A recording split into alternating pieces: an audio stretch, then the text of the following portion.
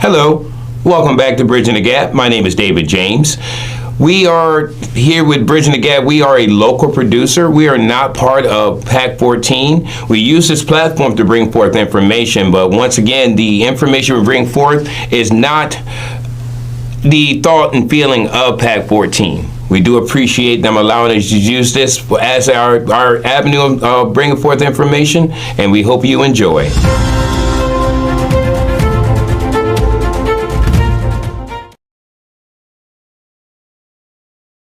You were just like that before. He's very nice. I don't want to destroy her career myself. You think he's everywhere, but that's the end of her.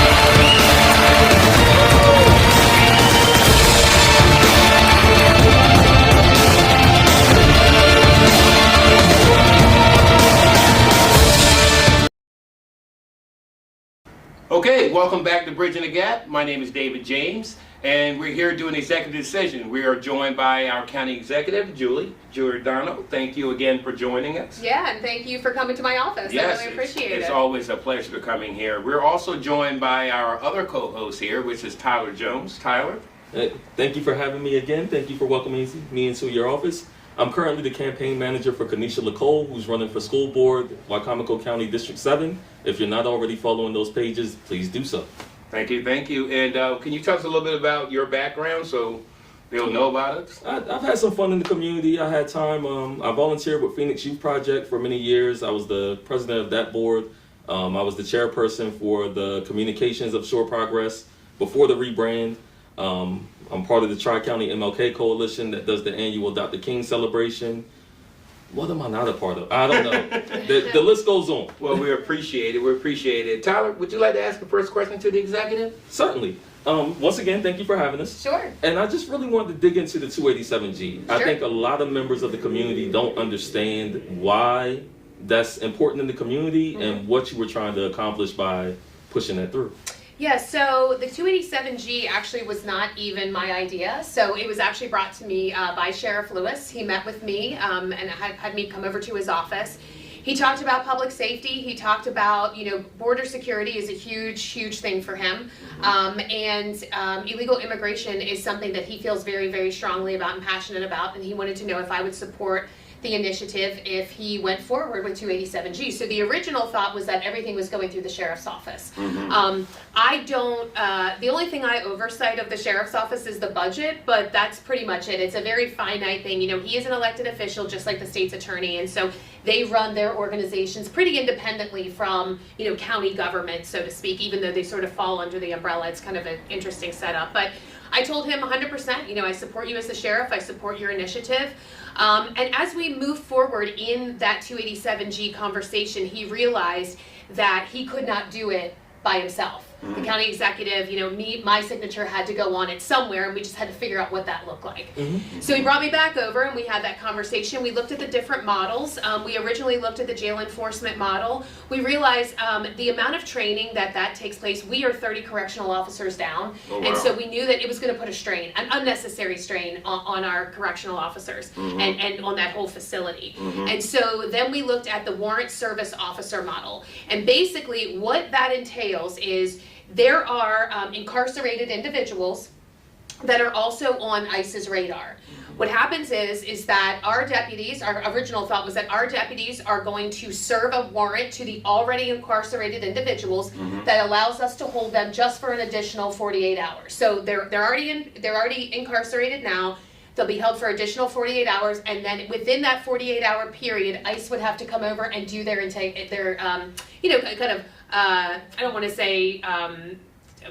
Paperwork. Yeah. I mean, it's not interrogation because that's the wrong word, but they actually, they kind of do their vetting process. Sure, That's the word I was looking for. They do their vetting process.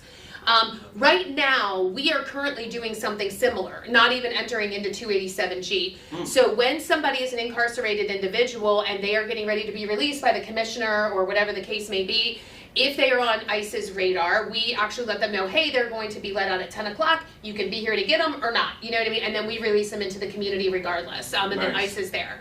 So we kind of do something similar. What we were hoping to do is to help them out a little bit with the additional 48-hour hold. And that was really the only difference. And that was kind of getting us in the door. What we were hoping is that, and what we were sort of told is that the 287G with the community, when different communities are working with ICE, it sort of puts guardrails up on the community, right? So people are so fearful that ICE is going to come in masks and they're going to be taking these people off of the streets. They are able to do that now. Sure. I think I haven't seen any masked individuals, but that's not to say it hasn't happened. They can do that now, and when you enter in the 287G, you almost hope that ICE then sort of respects those guardrails and says, okay, they're working with us, this is how we're going to do this. So that was kind of the thought behind it. Then it sort of metamorphed into only I was going to be signing it. The deputies then could not be a part of it due to the legal opinion and the guidance that came out from the Attorney General. He said Maryland law says correctional officers, not law enforcement, so law enforcement cannot be involved at all. Correct. And so at that point in time, we then took a step back because this was, again, really something through the sheriff's office. When we realized the sheriff's office wasn't going to be a part of it, we're now kind of in that reevaluation phase to see, is this something we really need to do? And so we're kind of evaluating that. There has been some talk in this upcoming legislative session that there may be some changes to Maryland law. And so they're looking at maybe they'll add law enforcement. I seriously doubt it. It might be that they remove correctional officers completely. So it's going to be kind of up in the air, and that's why we sort of took that step back. Currently, right now, I could enter into that agreement with my correctional officers right now, could obviously do that, but we decided based on the guidance coming out, the fact that the sheriff couldn't necessarily be involved the way that he wanted to, and then this upcoming session, it was just better for us to just pause everything. More info. You're getting more info before you go forward. Exactly. So is it a political? Is this like a political chess game going on between the governor and the administration in Washington, or? I think so. I mean, everything is politicized, right? So you're going to politicize everything. I think the previous administration, federal administration under the Biden administration, border security just wasn't a top priority. It's now a top priority of the Trump administration. So, and that's just a difference. I mean, that's just one of the differences between the two. So, definitely a priority of this administration. So you do kind of see that battle, back and forth. You have a very Democratic state with a Republican-led federal, government. So, you're always going to have that. And then you have counties like ours that are, pretty much a red county for the most part, but they're in a Democratic state with this red federal, the federal government. So you're really trying to do that balance, and it is difficult sometimes. But yeah, I would say everything is political, honestly. Well, I did hear the public outcry at the county council meeting. I know you were there. Many concerns were addressed, which you also just talked about, which was people coming in masks, grabbing people, they're going to fight, which I think is a normal response. Right. How could we actually safeguard against that?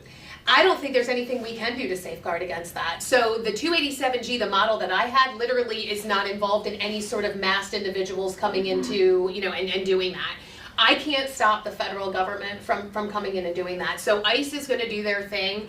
But like I said, our hope was, when I spoke to the sheriff, is that if we are a county that really much is trying to work with ICE and trying to work with that it would put those guardrails up so those type of things don't happen. If we can control it, and it's controlled at our jail, and with already incarcerated individuals, you would hope that the public would not want somebody back out on the street. You know what I mean? At least without being vetted first. It makes sense. Yeah, they've broken immigration law, and then they're also in jail for something else. So there's two different crimes that we could say that have already been committed.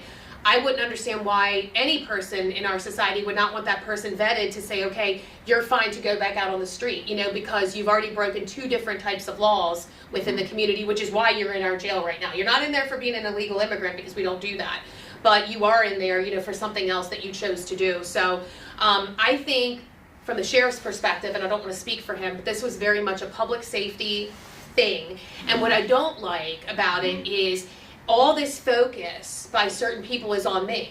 It's on the county executive. This was a joint effort. This was a joint thing. And I will tell you, members of that county council would have voted for that, because they wouldn't have said no to the sheriff. They wouldn't have. And they have said behind closed doors that they support it. They've told the head of corrections that they support it. But they want to, showboat over here, which I don't like that at all. Right. Because, if you feel a certain way, that's fine, but just stand your ground and say, this is how I feel. You know what I mean? Don't cater to an audience, because it gives them a false hope as if they have, the county council on their side or some members of the county council. Meanwhile, they're going behind closed doors over at the sheriff's office saying we 100% support this.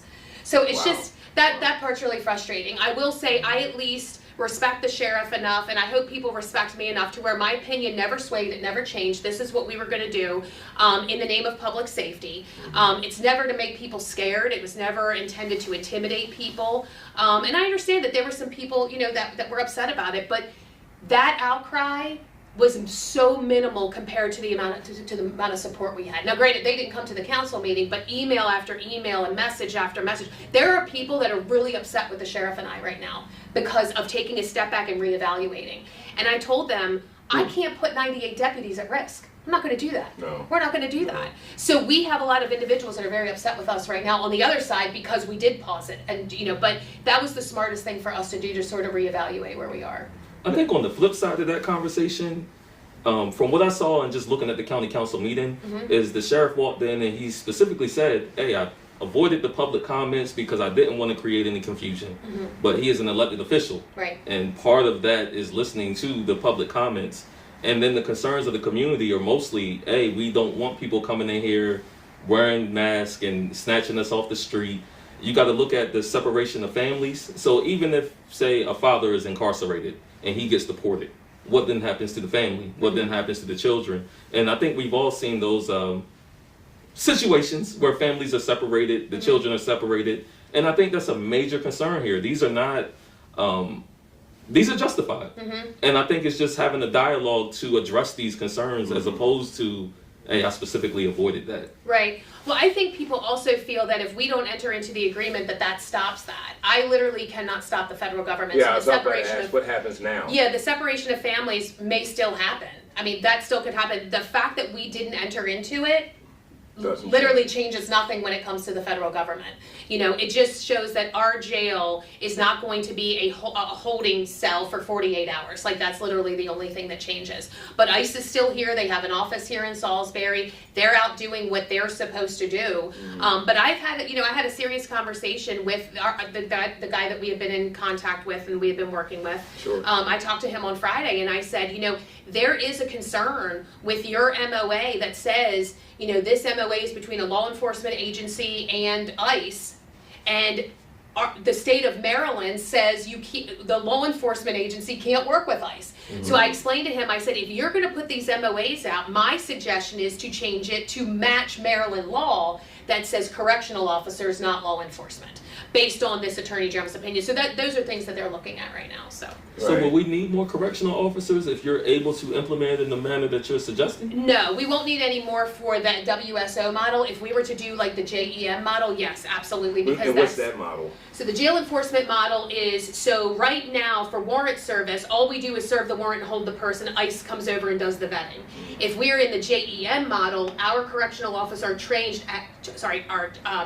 as ICE vetters. So they work as ICE agents and they will do the vetting process within the jail. So if we wanted to go that direction where they're actually more so doing the vetting piece of it, then it would be a lot more training, and it's really hard because we are 30 officers down. We can't afford to have them leave for a week and go do this training. So that's why the WSO model seemed to be a good compromise, where it's literally doing the same exact thing we're doing now, just with an additional 48-hour hold.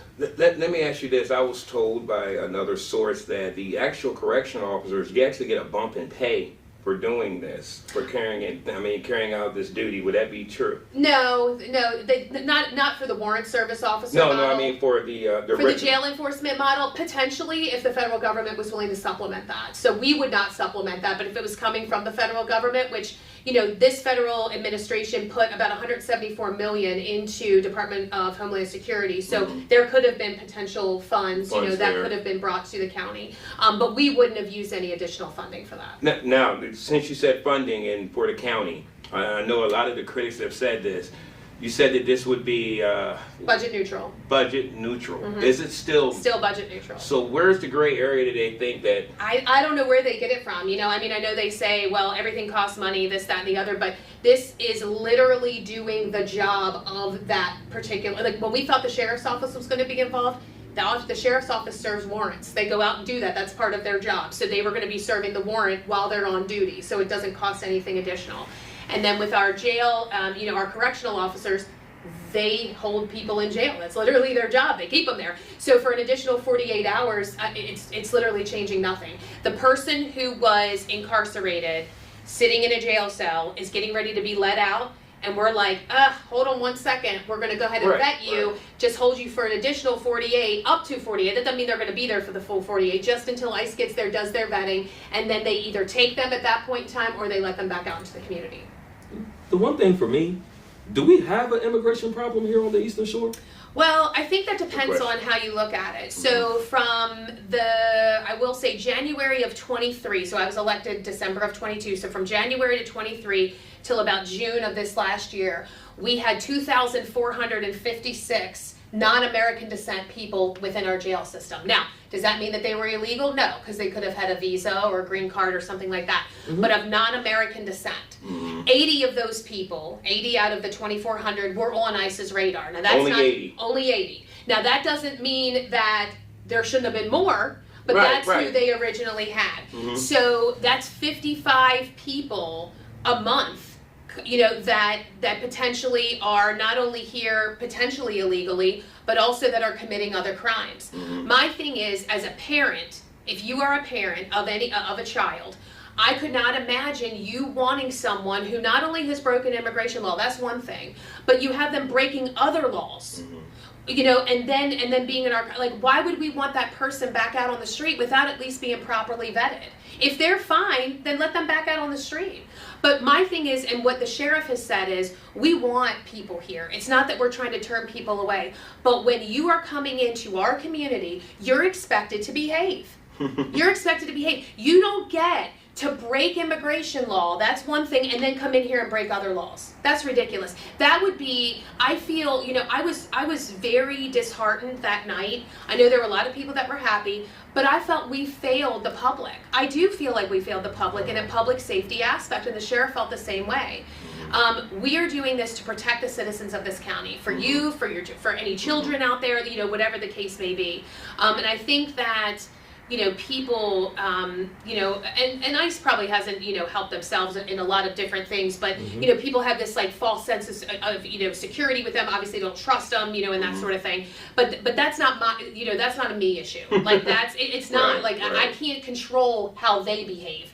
But what I can control is what happens here in the county. And what we were hoping is to sort of partner with them and kind of say, look, Wacomico County is willing to work with you, but these are the guardrails that we're setting forth. We want people, we want you vetting people who not only have broken immigration law, but are incarcerated at this point in time, because do we want those type of people back out in our community? So. Well, here's my question on that. When they take in anybody, I'm not even talking about somebody who's a legal immigrant, I'm talking about just somebody who's been picked up. Don't they run the background to see if they're wanted in any other state? So they do that, yes, but that has nothing to do with their immigration. So we don't check their immigration status at this point. Oh, that doesn't happen? Legally we cannot. Because we cannot hold somebody for their legal status. Wow. That's per the state of Maryland, that's law. We cannot hold somebody, per their immigration status.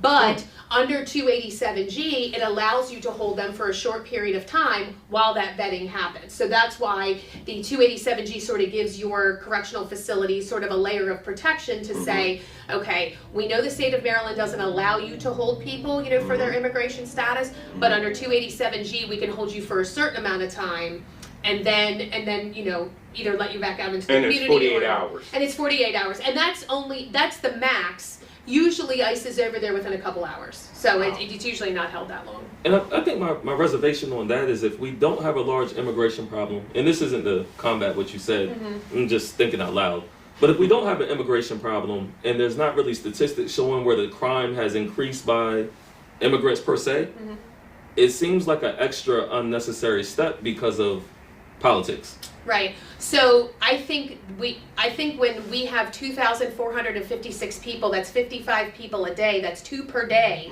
that we're not sure.